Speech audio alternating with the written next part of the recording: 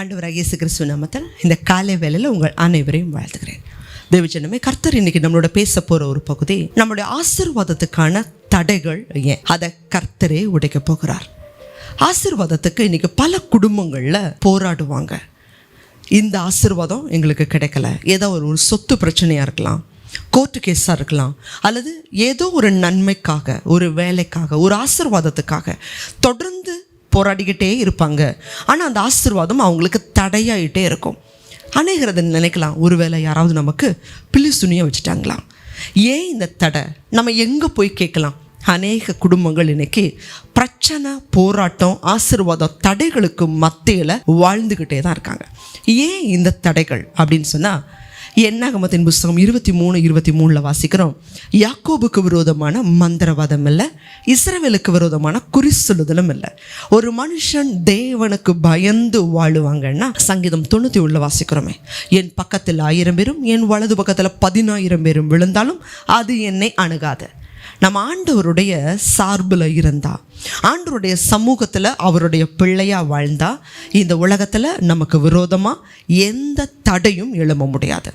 ஏன் நம்மளுடைய வாழ்க்கையில் பிரச்சனை அப்படின்னு சொன்னால், ஆசீர்வாத தடைகளுக்கு பின்னாடி நிச்சயமாகவே பிசாசு கிரியை செய்வான். ஏன் பிசாசு கிரியை செய்கிறான் அப்படின்னு சொன்னால், இப்போ பொதுவாக பிசாசு எந்த இடத்துல நுழைவான்னா, தேவ சமூகத்தில் ஜெபிக்கிற பிள்ளைகள்கிட்ட நுழையலாம், ஆனால் கிரியை செய்ய முடியாது. பிசாசு யார்கிட்ட கிரியை செய்ய முடியும்? யார் இடம் கொடுக்குறாங்களோ அவங்க கிட்ட தான் கிரியை செய்ய முடியும். அதனால தான் வேதம் நமக்கு சொல்லுது, பிசாசுக்கு எதிர்த்து நில்லுங்க, அப்பொழுது அவன் உங்களை விட்டு ஓடி போவான். பிசாசுக்கு இடம் கொடுக்காதீங்க. இன்றைக்கி நம்மளை அறிஞ்சோ அறியாமலேயோ பிசாசுக்கு நம்ம வாழ்க்கையில் அல்லது நம்ம வீட்டில் அல்லது வேலையில் இடம் கொடுக்குறோம் அப்படின்னா பிசாசு நுழைவான். சரி, எப்படி இடம் கொடுக்குறோம் அப்படின்னு சொன்னால், பாவம் செய்யும் பொழுது நிச்சயமாகவே அந்த பாவத்துக்கு சொந்தக்காரனாகிய பிசாசு உள்ள நுழைவான். வாசிக்கலாம், யோவானின் புஸ்தகம் 8வது அதிகாரம் 34வது வசனம். இயேசு அவர்களுக்கு பிரதியுத்தரமாக, பாவம் செய்கிறவன் எவனும் பாவத்துக்கு அடிமையாய் இருக்கிறான் என்று மெய்யாகவே மெய்யாகவே உங்களுக்கு சொல்லுகிறேன். பாவம் செய்கிறவன் பாவத்துக்கு அடிமை. தேவஜனமே, எது பாவம்? கர்த்தரை தேடாம இருந்தா பாவம், நம்ம ஜெபிக்காம இருந்தா பாவம், வேத வசனத்தை வசிக்காம இருந்தா பாவம், ஆலயத்துக்கு போகலைன்னா பாவம், சத்தியத்தை கேட்கலைன்னா பாவம். தேவஜனமே, கர்த்தரை தேடுனா தான் அவர் நம்மளோட கூட இருப்பார். கர்த்தரை தேடாத மனுஷனை அவரால் ஆசீர்வதிக்க முடியாது. இன்றைக்கி பல குடும்பங்களில் ஜெபம் மாறிடுச்சு. சத்தியம் வேத வசனம் கேட்காம அநேகருடைய குடும்பங்களுக்குள்ள அரசியல், சினிமா, அநேக உலகத்துடைய காரியங்கள் இன்றைக்கி வீடுகளுக்குள்ளே வந்துருச்சு. தேவஜனமே, பாவம் ஒரு மனுஷன் செய்ய ஆரம்பிச்சிட்டாங்கன்னா அதில் இருந்து அவங்கள விடுவித்து கொள்வதற்கு அவங்களால முடியாது. நுகத்துக்கு ஒப்புமையாக சொல்லுது. இந்த நுகம் அப்படின்னா என்ன அப்படின்னா, பொதுவாக ஒரு மாடு இருக்குது. அந்த மாடுக்கு பார்த்திங்கன்னா வண்டியோடைய தண்டில் அதோடைய கழுத்தில் வச்சு அந்த வண்டியை சுமக்க வைப்பாங்க. அல்லது ஏர் உழுகணும் அப்படின்னு சொன்னால் அந்த ஏருடைய நுகத்தை அந்த மாட்டோடைய கழுத்தில் போடுவாங்க. சாதாரணமான நிலையில் அந்த மாட்டோடைய கழுத்தில் வண்டியோடைய நுகத்தை வைக்க முடியாது. மாறா அந்த மாட்டோடைய கவனத்தை திசை திருப்புவாங்க. வைக்கோல் கொடுக்கறது, புண்ணாக்கு கொடுக்கறது, அதை கொடுக்கும்போது அது எல்லாத்தையும் மறந்து அதை சாப்பிட்டுக்கிட்டு இருக்கும்போது போக்கு காமிச்சு அதுக்கு மேலே நுகத்தை வைக்கிறாங்களோ அதே போல தான் பிசாசு உலகத்துடைய கவர்ச்சிகள், உலகத்துடைய சிற்றின்பம், உலகத்துடைய ஆசாபாசங்கள் எல்லாத்தையும் ஒரு மனுஷனுக்கு முன்னாடி வைத்து அதன் மூலமாக அவன் கழுத்தில் பிசாசுடைய நுகத்தை அவன் வைப்பான். வாசிக்கலாம் இன்னொரு வசனத்தை, என்னாகமம் 32:23. நீங்கள் இப்படி செய்யாமற் போனால் கர்த்தருக்கு விரோதமாக பாவம் செய்கிறவர்களாய் இருப்பீர்கள். உங்கள் பாவம் உங்களை தொடர்ந்து பிடிக்கும் என்று நிச்சயமாய் அறியுங்கள். ஒரு மனுஷன் ஒரு பாவத்தை செஞ்சிட்டாங்க அப்படின்னு சொன்னால் அந்த பாவம் அந்த மனுஷனை அவனுடைய மரணம் வரை, நியாய தீர்ப்பு வரை அந்த பாவம் அவங்கள பிடிச்சு தொடரும்.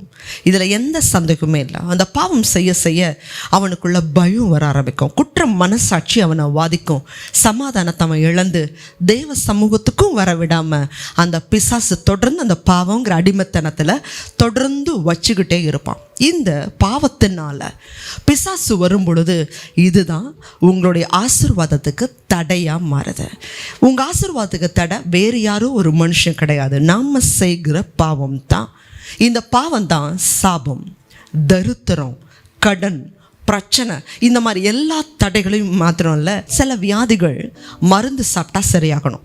ஆனால் மருந்து சாப்பிட்டும் மருத்துவ சிகிச்சை எடுத்தும் இந்த வியாதி தொடர்ந்துக்கிட்டே இருக்குதுன்னு சொன்னால் அது பிசாசினால் வரக்கூடிய பலவீனம். இதைத்தான் லூக்கா புஸ்தகத்தில் 13வது அதிகாரம் தொடர்ந்து நம்ம பார்க்கும்போது 16வது வசனத்தில் வாசிப்போம். ஒரு பெண் 18 வருட கூனியாக இருப்பாள்.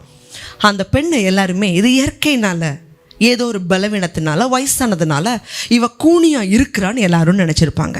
ஆனால் ஆண்டவராக இயேசு கிறிஸ்து அந்த பெண்ணை விடுவிக்கும் போது அவர் சொல்லுவார், இந்த பெண் சாத்தானுடைய பிடியினால் அகப்பட்டிருக்கிறா, இதை நான் விடுவிக்க வேண்டியது இல்லையா, பிசாசுடைய அடிமைத்தனத்தினாலையும் வியாதிகள் வரும், அதை மருத்துவத்தினால குணப்படுத்த முடியாது. தேவஜனமே, இன்னைக்கு ஆண்டவரோட சமூகத்தில் பாவங்களை மறைக்கிறவன் வாழ்வடைய மாட்டான்.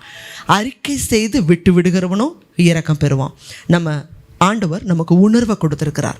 ஒவ்வொரு முறை ஆண்டவரோட சமூகத்தில் ஜெபிக்கும் போது, ஆண்டவரே நான் எந்த பாவத்தில் இருக்கிறேன், வேத வசனத்தை வாசிக்கும் போது இந்த வேத வசனம் கண்ணாடியை போல தேவாவியானவர் நம்ம பக்கத்தில் இருந்து நம்ம குறைகளை சுட்டி காட்டுறது போல இந்த வசனங்களை நீங்கள் ஒழுங்கும் கிரமமாக வாசிக்கணும்.